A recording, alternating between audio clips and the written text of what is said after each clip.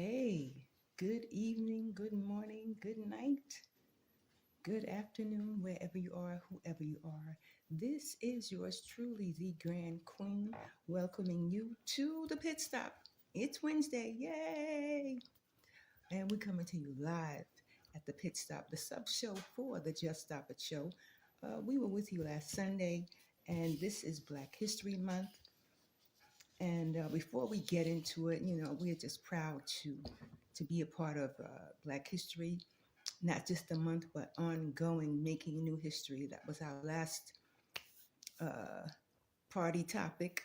Uh, make history, Black history, making new history, Black history, and that's what it's about right now, making new history among our communities. I mean, it's not just for us, for all people. There are certain things that every culture suffers from generation to generation, and we are one of them. We are one of those people. We are one of those groups of people, but we are so uniquely made and intricately made, not just because we are Black, African, whatever we are, Jamaican, Asian, whatever we are. We didn't make ourselves. The Creator made us, and we are here to live and share our story with each other so we can live well and live better. So yeah, you know, this is the mental health check-in, the pit stop mental health check-in. And for those of you who are watching tonight, just want to give a shout out and tell you that that all is well. And again, it's Happy Wednesday. Welcome to the pit stop. This is a little moment, a few moments. Just take a few moments to just kick back and enjoy your night. It's later on in the night, and the sort, you've come through a full day. You've come midweek already. You've made it to midweek, and that's a huge feat for some. And I don't know how you made it, and maybe you don't even know how you made it, but you made it, and you're here. And for this, I applaud you, and I thank you for joining us tonight, for joining the pit stop tonight. And if you got some stuff you want to share on making new history, Black history, from our Sunday show topic, please don't hesitate to join, to like us, actually subscribe to Just Us at JTire Forum 1, and share some insights, share some stats, share some resolve on how we can make, on the purpose of making new history, Black history. And tonight, we're going to take it further. We're going to take it up a little notch. We're not so formal and things like that. We're a little bit more loose at the pit stop because, listen, it's a pit stop. It's a little few minutes that we take to talk about what's not just bugging us, but to talk about it, bring it to the table with some solutions. So yeah, so this is why we're here tonight, and we welcome you. So yeah, let's get to it. And as we get to it, and again, I hope you had a good day today. And if you didn't, it's okay. If you did not, it's already all right. I'm just saying, things happen, and it's okay. So, but we're here together. Much of what maybe like we're all going through the same thing.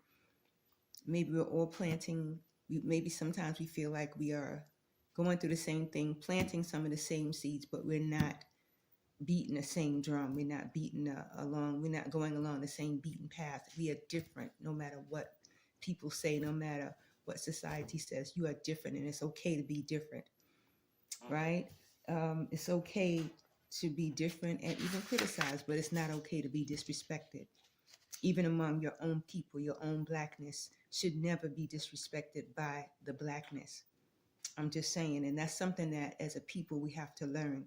And me, myself, I'm learning what respect is, what honor is, and the glory and honor of the creation, God himself, who created us to honor one another, who created us to understand one another, who created us to love and understand what fairness is, and and things like that, to just really honor life among us. Sometimes the lessons are short, sometimes the lessons are long and drawn out. However, those are lessons of respect that we must learn. And tonight we're talking about accountability, generational trauma, making new history, Black history. Tonight it's about generational trauma and mental health. I'm about it, advocating. That's what I'm about, advocating for good mental health. And if you ain't about advocating for something, if you don't stand for something, you'll fall for anything. That's what my parents said. That's what our ancestors and our people said. So, um, hey, that's a true statement. If you don't stand for something, you'll fall for anything. And and when you fall, hey, that part, when you fall for the okey doke, I know that's an outdated term, but I'm just saying, when you fall for the okey doke, you hope that there's some kind of orange cushion, like a pillow. You know how your favorite cushion is. It when you're tired, when you're exhausted, you and you sit down and you get your favorite cushion, your pillow, or your blanket, or something that brings you comfort. And when you get through and you sit for a few minutes and you meditate, or you just do nothing, all of a sudden you just feel so comforted. The problem might still be there, but you just feel like something else has shifted. Maybe it has shifted. you know Maybe things have shifted because you've had a chance to sit down and regroup and reevaluate, and of the sort. So, there comes a time in our life when accountability and advocating, they are interconnected. When those things happen, and because it comes with an issue, it comes with challenges, it comes with problems. So problems comes with solutions and vice versa. And what I'm saying is that God will give you another comforter. According to John 14:16, he shall give you another comforter, that he may abide with you. In other words, uh, I will ask the Father. Christ said, and I will ask the Father, and he will give you another advocate. That part. We need advocates in our life. We need somebody to advocate for us on our behalf. It happens sometimes. Even though we have been gifted to take care of ourselves, to fend for ourselves, there comes a time where you need some advocates, some hardcore, ride or die advocates, and ain't nobody gonna be dying on their time. The sources is going to the issue is going to be handled, well defined, um, with finesse, dignity, equality, fairness, justice, and more. And the one thing about God is, God got jokes. I'm just saying. And let me tell you something. When his vengeance hits, it's a wrap. It's a wrap. And the thing about God's vengeance, the kind of vengeance that he has, is so sweet, because it'll help you to overcome the wickedness of such things that you are passing through. If it has traumatized you, if it has traumatized your generation from generation to generation, which is linked to poor mental health, poor parenting, poor communication, poor relationships. We're not talking about financial, that's a part of it. Poverty is a part of it. But that's not the overall picture. We're talking about when you have the right instructions, when you begin to make improvements, dead smack in the middle of those challenges, God will send you some advocates. You just need to pay attention to who they are. And they could be any color. They could be wrapped up in any color skin. They could be wrapped up in any uh, order. You just want to pay attention and see what is fitting to the plan and the format and the execution of God's plan for your life. And every plan, every instance is different. There's no one size fits all. There's no one uh, shot deal. Everything is different. Every process that you go through, You never ever go through the same process, and you never go through the same problem. Because if it was the same, actually, I mean, your problems may emulate other people's problems, but your emotional uh, aspect in it is different. Your spiritual aspect is different. Your engagement is different than others. You may be planting the same seeds of resolve, but it's your planting. It's the way you plant and reap and sow is different from anyone else. So this is what makes us unique among one another, and we must learn to respect that uniqueness. So yeah, so here again, whatever you're going through, if you're going through generational trauma, and you know, and it affects your mental health, let me just give you a little example. And I know somebody can relate to this tonight. I'm so sure that somebody can relate. So again, please, if you can relate and you have some more stuff to share, to add on to this, please just stop by at YouTube at Just Us on YouTube, Just Us, J Tire Form One, and I'd love to hear from you. All right, please subscribe and pass this on to your friends for those who are passing through tonight.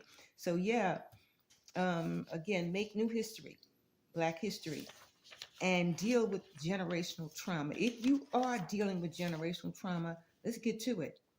Let's help each other get through this generational trauma. It's a lot going on. It's always something going on, but this is why we're here, to change it. So these are uh, generational trauma and mental health. According to the National Alliance on Mental Illness, we all are familiar with NAMI, the acronym NAMI, N-A-M-I, National Alliance on Mental Illness. Black adults in the U.S. are more likely than white adults to report persistent, listen to that word, persistent symptoms of emotional distress. For example, sadness, hopelessness, verbal abuse, hopelessness and sadness from verbal abuse, continual verbal abuse, continual mental anguish, continual physical abuse, continual abuse that is linked to home, school, the workplace, the neighborhood, the community. It could be anything, the grocery store, it could be community leaders, it could be anything. But the problem is it comes like all wrapped up in a ball of yarn, a combination of, and it passes from generation to generation, causing trauma, right? Just think, according to NAMI, Black adults in the US are more likely than white adults to report persistent symptoms of emotional distress. Now, I haven't even tapped into the aspects of other of other types of abuse that bring hopelessness. We're talking about deceptive lies. We're talking about lies that society has groomed us in, lies that our own people among our own culture has groomed one another in.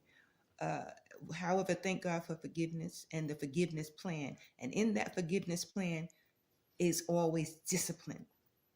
Discipline is in there, putting yourself under the microscope, examining what has happened, and being able to talk about it, being able to have a conversation to discuss uh, things that happen, to be able to put it on the table in the right way with the right people who can advocate for you and with you concerning this generational trauma in your life.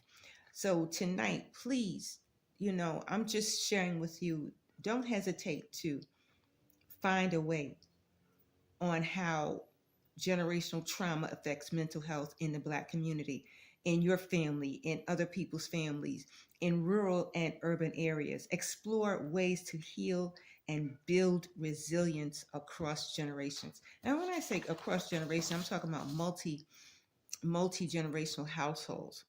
We're talking about millennials, we're talking about new thinkers, we're talking about across all ages, Zoomers, boomers, across all ages, because it's a combination of generations per household. It has increased. since the 70s, right? So, and with some people, I don't know, it may not sit too well with the generational changes, the household compositions.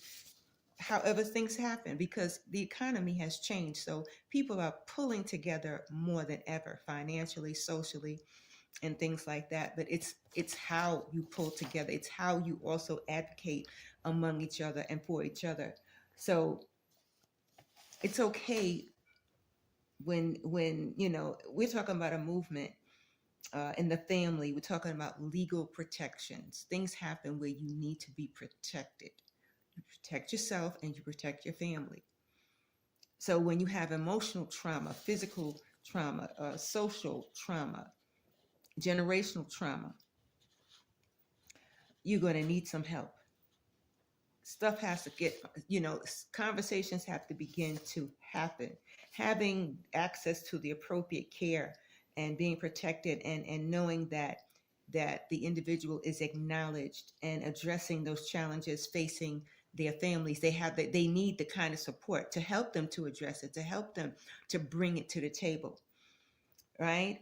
And because again, this is associated with legal protections.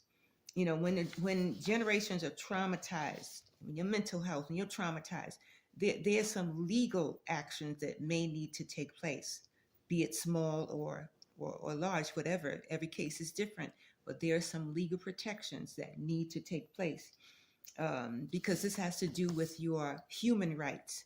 And if it's in the family, among the family, and it's continuing, the trauma is continuing from generation to generation, then family rights activists need to some family rights activists need to come in and ensure that individuals with these traumas, with mental illness, are protected.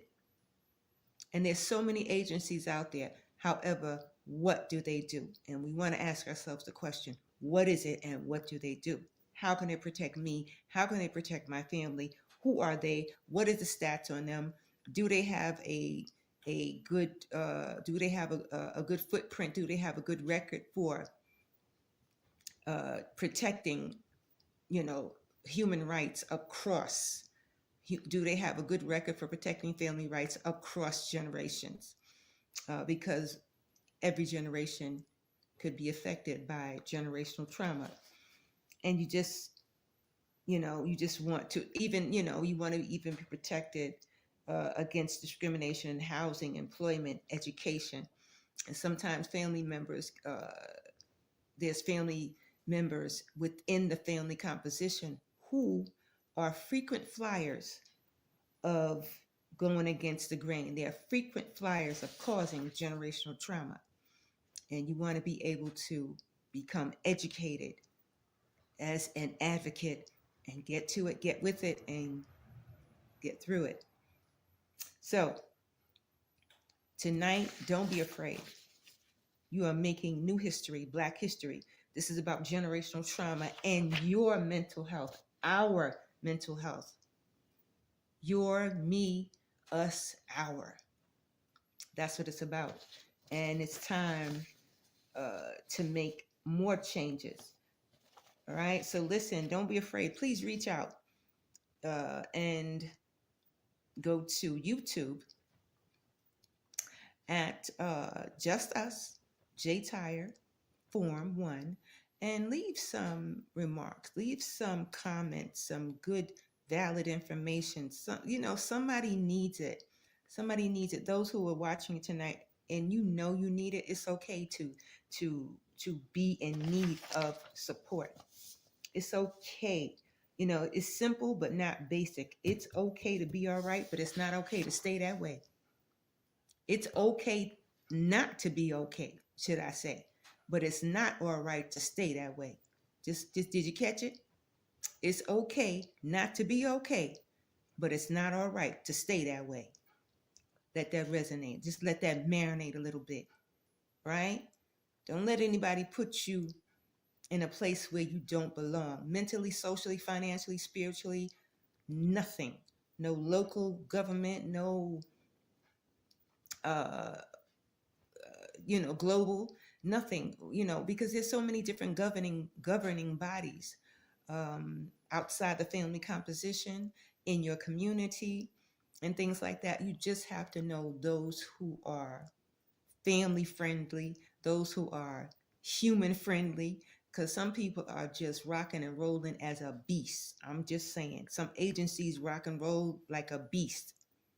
And when you finally figure it out, it's like way late in the game. God is too smart and he's too loving for you not to understand what needs to be done for your life. He loves you too much for you not to be the phenomenal person that he created you to be, way before you thought of who you are, way before you even understood who you are, way before even some of you listening and watching right now, you don't even know what to do. You don't even know where to go. You don't know the next steps. You're still trying to figure it out. I'm not even talking about how old you are. It doesn't matter how old you are. You could still be trying to figure it out, but it doesn't mean you're not going to figure it out. Just give it to God and he will show you. You will be so surprised. Whether you believe in him or not, just try him. Because nobody can go to the Father, nobody can get to him uh, unless they get some understanding. Get some understanding, get some wisdom. Because tell you the truth, God is life and life is God. Whether you believe it or not, it's the things that connect with nature, the things that connect with the nature of God, that's interconnected with the nature of humankind. It's so simple. Only humankind makes it difficult, misinterpreted, and misunderstood because of all of the chatter that's in their head, or the chatter that was passed down to them through their parents. Our parents did what they could, but it's up to the next generation to give it clarity, to make it plain, so that people can live a, a good life, so people can live a complete life. That's how simple it is. But with humankind, always trying to make it complicated, but that's not the story. Make your story, make new history for Black history. To change the pages of your life so others can change the pages of their life. It doesn't matter whether you're Black, Asian, Hispanic, it doesn't matter. I'm speaking to our people in particular because we must learn to advocate among ourselves and for ourselves and on the behalf of ourselves, because other nations are doing it and we must do it too. And then it becomes a collective. Then there's no division. Then there is no divide. I'm just saying. So again, this is the Pit Stop, and I welcome you to the Pit Stop. This is yours truly, the Grand Queen. And for those of you who want to make new history, Black history, no matter how old you are and what color you are, listen, join us in this advocacy. Join us in this amazing journey to make changes, to make new history, and to bring to the table generational trauma, the generational trauma that affects our mental health, right? So, even more about this generational trauma, let me just share with you some of the aspects, the things that affect, some of the profound things that affect uh, mental health in the Black communities, both urban and rural, city and, some people say, city mouse, country mouse areas. I'm just saying.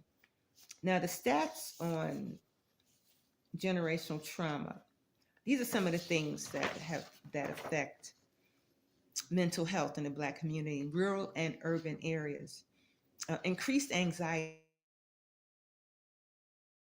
and depression. The studies show that Black individuals are more likely to experience anxiety and depression due to generational trauma. That part. Higher rates of PTSD. I talked about PTSD, post-trauma syndrome disorder, a few shows ago. I believe it was last year, and it was pretty much like ongoing too, because we had some guests and things like that at the time when I had the team, and now it's just me, yours truly, the Grand Queen, founder of the Just Stop It show, an advocate, mental health advocate. We talked about it with our amazing Shannon Gray Chappelle, who was my host, one of my hosts, and our amazing Trayvon Gray, who was Trayvon Chappelle, should I say Trayvon Gray, who was my media producer, and other people who came on, and we talked about uh, PTSD. As a matter of fact, I recall even before we came on live stream, before we came on StreamYard, I was on Blog Talk Radio, and it was an artist. She came on, and she was actually an artist and a poet, a writer, and she talked about PTSD. And then some other guests again came on the show. Some of my family came on, and we all began to. It was like a huge awareness moment. It was really a huge awareness campaign that we were on to understand PTSD. And I found out for myself that I didn't even know, because I am a boomer. At the time, I was a Zoomer. I'm a boomer. I didn't even know that I had passed through PTSD, because back in the day, um, I mean, my family would, it was like the round table. We would sit down and talk about stuff, but certain things we didn't visit. And they didn't shame us or anything for not talking about it.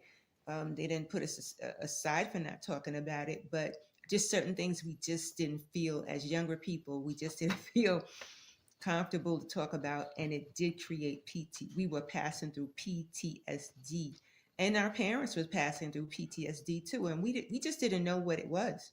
We just thought it was a trial. That's what we used to call it.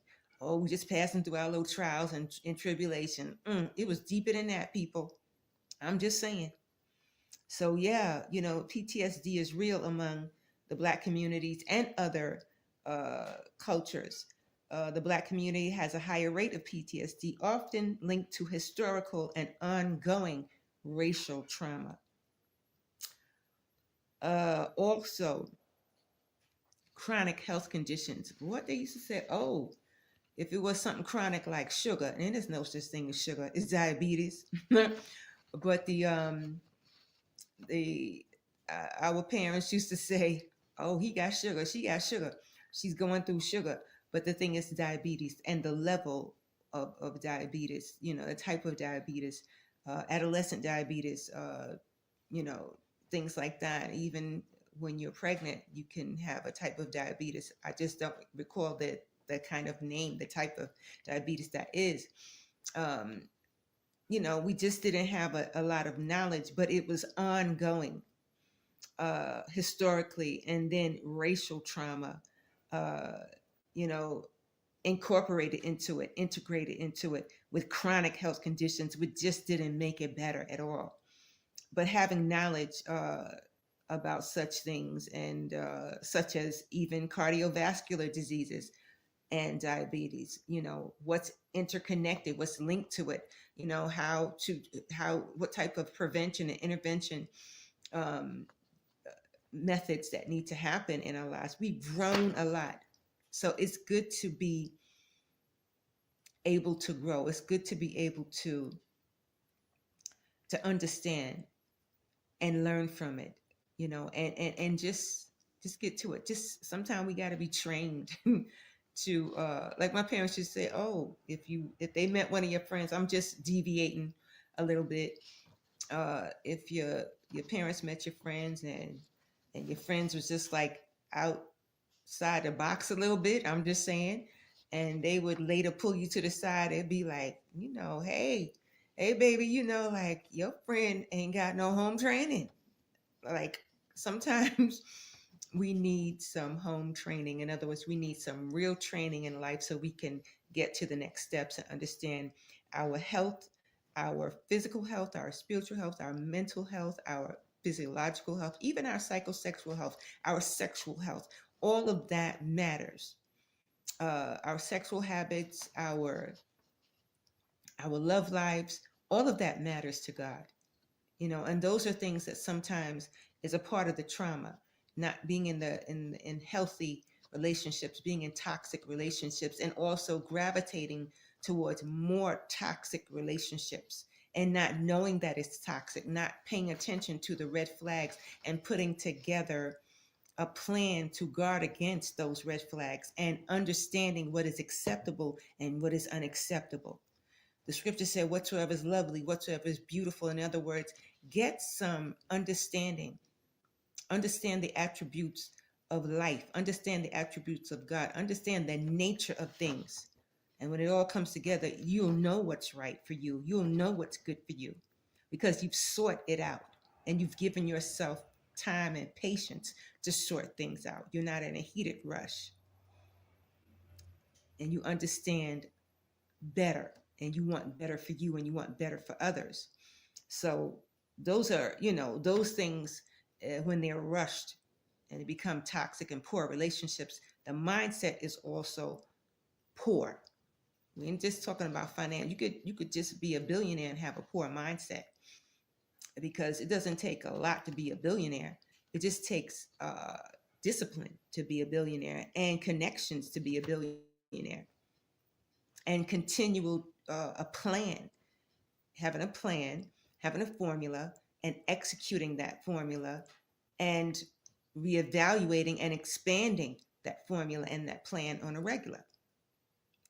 That's what rich people do. That's what we all need to do because that's what makes you rich in mind, body, spirit, and socially and financially. So, my people, family, whoever's listening tonight, whoever you are, again, please go to YouTube at Just Us at J Tire Form 1 on YouTube and leave some valid information, comments. I'm not thin skinned. If you want to rock out, just don't be mean. Keep it clean. I'm just saying.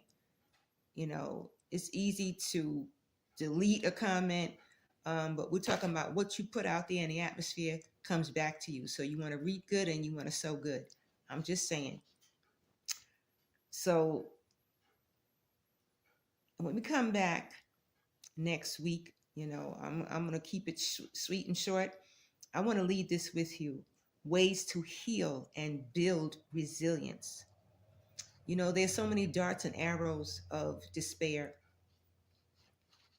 that's out there in your community, in your home, your next door neighbor, your community leaders. There's so many arrows of despair. However, it doesn't make us less than a human. It makes us human. And there's ways to heal. And I just want to leave with you some ways to heal and build resilience. You've got to be strong. The scripture said, be strong, be of good courage. Now, that's something I know I can hear some people now saying, you know what, I ain't no punk. And neither am I, Sugar Pie. Grand Queen ain't no punk. My parents ain't raised no punk. And I hear you and I feel you. I'm just saying that there are ways to heal and build resistance. Be proactive and be less reactive. Even though I got a little story now, you all heard the story. When Jesus was in the synagogue and they was over there buying and selling, and they was, no doubt they was buying and selling not just goats and sacrificing animals, should I say. They was also sacrificing people because that was the culture.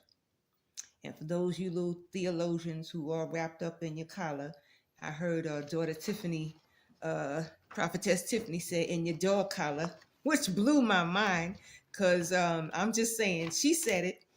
She said, oh, your little dog collar wearing people, and you know who you are. Y'all know what I'm talking about. But anyway, you know, I guess Christ was like, listen, I'm tired of y'all disrespecting the community. I'm kidnapping. They was no doubt kidnapping people and just doing all kinds of atrocities, bringing down a community because of their resistance to change, because of their so-called traditions. Traditions do not change history. Traditions do not create means of good change. And it doesn't, like, I don't know, There's no real change in that. It's just a tradition that people use. People use traditions as a connection, to feel connected, to stay connected. But there's more than traditions that keep you connected to life. You want to be connected and grow.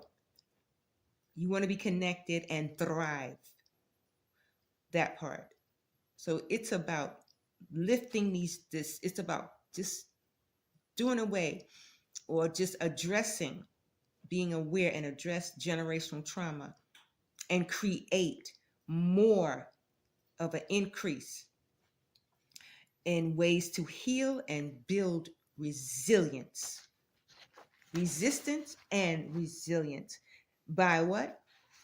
Having open conversations, encourage open discussions about mental health within the family, which can break the cycle of trauma. And there's all kinds of trauma at work, in the playground, at the supermarket. Child, at Walmart, they be doing overtime.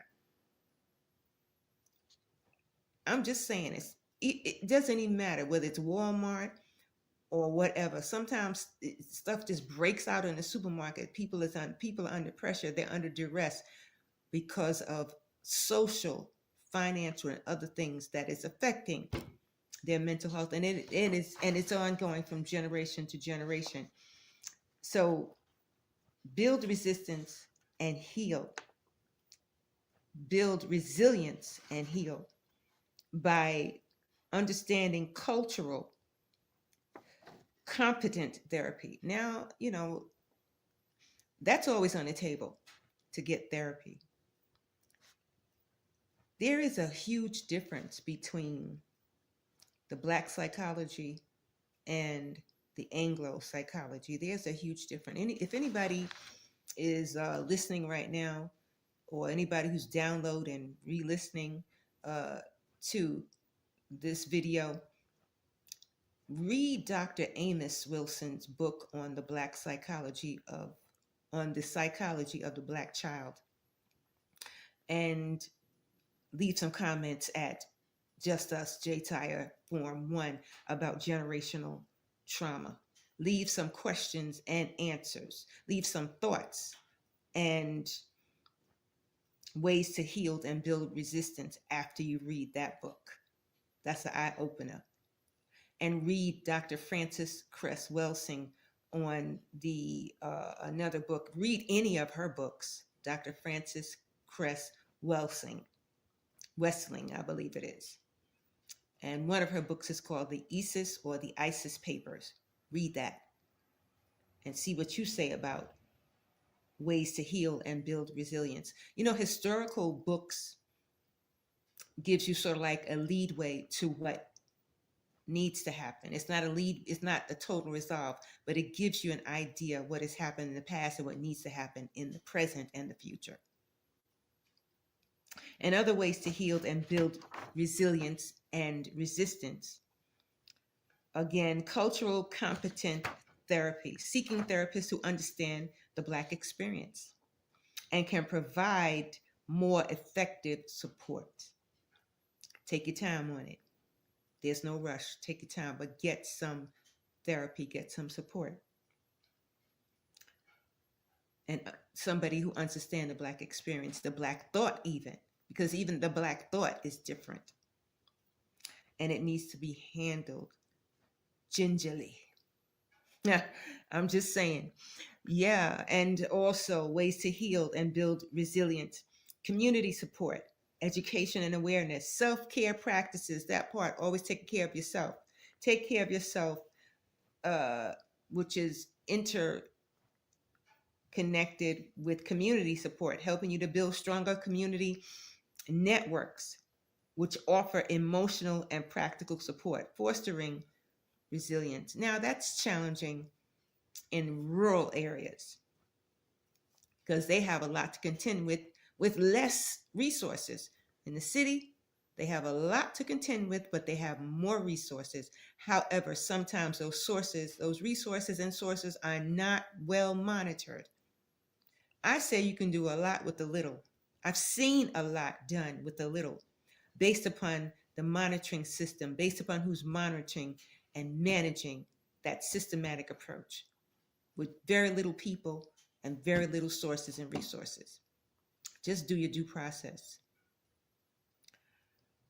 Education and awareness, educating yourself about the historical impact on generational trauma can empower you to seek healing.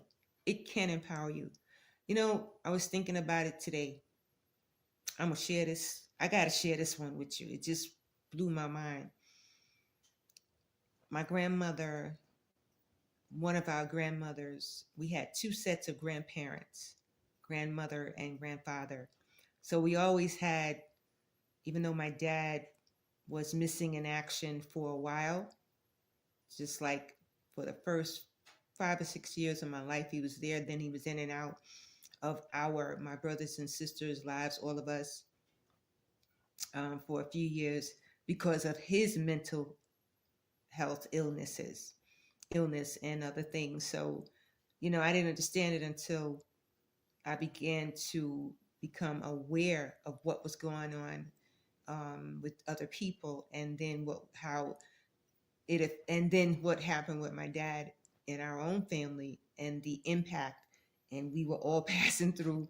When I think of it, we all passed through PTSD with that. And the thing is, being educating yourself about the history and impact of generational trauma.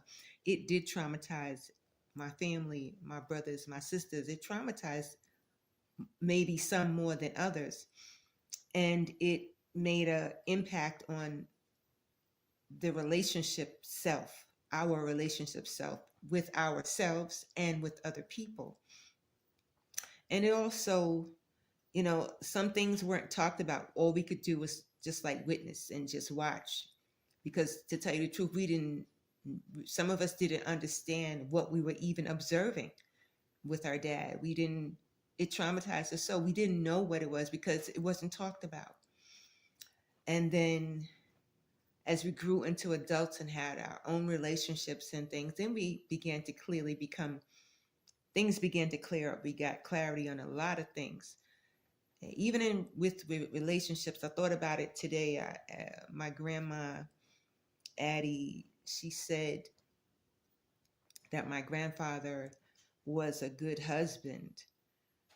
But before that, she said that he was dead already, but she repeatedly, and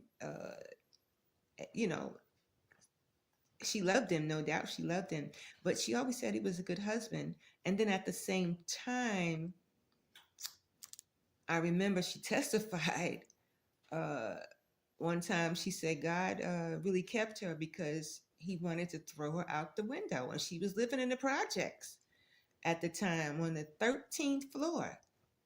And he was jealous because she was going to church and coming back late.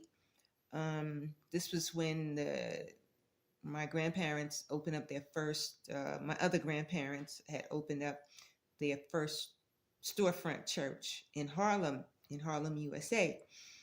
And, back in the day in the 70s and stuff, people would go to church, and they go to church late and they come home late. And I think some people still do that, which is crazy because it don't take God all day and all night to do stuff. I'm just saying.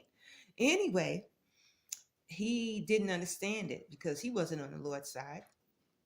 So, he become enraged and say that all kind of crazy to her and threaten her and stuff like that. That was domestic violence. But she kept coming like nothing was happening. She was always smiling and sweet and things like that. But who knew that was happening? Nobody knew that was happening. Not even her one and only child knew that. Until my grandma, Addie, testified that she said, God delivered me. Praise the Lord. I was like, what?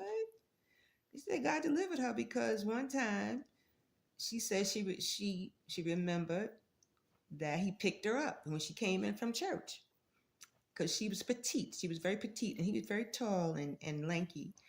I called him Louisiana Spice. He was very light skinned and fair skinned and reddish type man. Creole. He was Creole.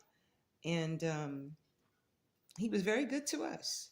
He was very good to us, but his spirit was a whole different ball game. And she said he took her to the window, to drop her out the window. He picked her up to take her to the window, to drop her out the window. And she prayed and she spoke to his spirit. And he put her down. She said she don't know what he saw in her, but he put her down. And after that, she said he never did that anymore. Because the look on his face when he looked at her, when he was about to put her through the window, the 13th floor. We ain't talking about no child bars and stuff like that at the time. We talking about one of those high up project windows. You drop out of that, it's over before you hit the ground from the 13th floor. From that, yeah, 13th floor, I believe it was. So anyway, from that time, and their relationship was their relationship, and but she said he was a good husband. And I was like, wow. I couldn't understand that. I could not understand that kind of bond. And she said he was a good husband after that. What do you think? What do you think? Do you think that kind of trauma, because sometimes trauma can lock you into something that you don't understand, and you can stay too long and feel like it's love, and feel like it's good, and feel like it's for you, and it's actually a drop out the window. It's actually dangerous. Leave your comments on Black trauma, Black history, generational trauma, and mental health at Just Us, J-Tire Form 1 at YouTube. And also, don't hesitate to go to Just Stop It MS, which is Just Stop It Mind Shift. Again, Just Stop It MS.com. That's my website, and there you can also see some of our supporters, our past supporters, and you can also see some testimonies, amazing testimonies we're still adding on, and also our monthly newsletter we're still adding on. And we need your support. We would love your support to help advocate and generate more understanding on not just the Black experience, but on the experience of mental health issues in rural and urban areas, and the effects that it have, and the sources and the stats and the insights. We need those things so that we can become a collective. This is a collective effort. This is not a one man, one woman show. This is about a collective collaboration. All right? We love you like no other, as God does. So please, for this week, I think I gave you guys some homework on last week, right? Before this week, again, I'm going to give you a little homework. Put something, make it your business to make sure you have a link of support, so you'll have a leg to stand on, to have a conversation on whatever generational trauma that is ongoing in your family, in your community, that affects your family and affects your community. Right? So that you can become more aware and stronger and fearless as an advocate on behalf of yourself, your family, and others. Because this is what we're here for, to help strengthen one another and love on one another in of the good graces of God. And again, I love you like no other, as God does. Come back on next Wednesday and the following Sunday, which will be not the 16th. It will be the third Sunday, I believe. We'll be back with the Just Stop It show. But come back next Wednesday, when we'll be talking about access to mental health services. There's so many different prospects, so many different perspectives on mental health services. Everybody deserves good mental health and they deserve good mental health services. So come back next week, right? And again, and one more thing, let me drop this on you before we go. Just got a little gift for you. Um, for those of you who love to read, uh, got an ebook, a good another. I gave you two great books tonight to read up on. Let me give you the third one, and it's called God's Mind Over Our Matters. It's an ebook called God's Mind Over Our Matters, and it's a prayer manual. It's a prayer book. It's a on-the-go prayer book. And I guess some people like praying. Oh Lord, I'm too tired. I can't pray. Listen, we're talking about communicating. Our communication self must be open to God while we are battling all these other little spirits or whatever they call themselves and standards and all that. You know, those things come in the form of standards, what people call demons. They're just bad standards that ain't good for nothing and it's not fitting to life. And it's also spiritual.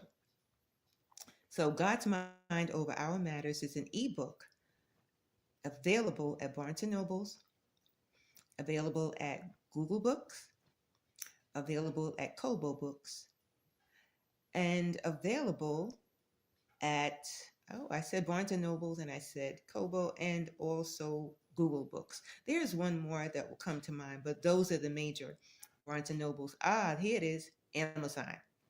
You can also get that book, the ebook, God's Mind Over Our Matters at Amazon.com. And it is by yours truly, the Grand Queen. And you'll see it, but I'm the Grand Queen here, aka Grand Queen, but you'll see it is my other tag is Prof Williams, right? My other tag is Prof P Williams, and you'll see, right? It will bring you joy. It will bring you awareness. It will bless your mental health, your spiritual health, your financial health. It will be a great help of a type. It is a great source of help for you, right? Leave some comments. Take some quotes from it and hit me with it. Take some quotes from it and share it with us at Just Stop It at J Tire Form 1 on YouTube. So again, subscribe and come on back, right? Get to it, get through it, get with it. See you next week.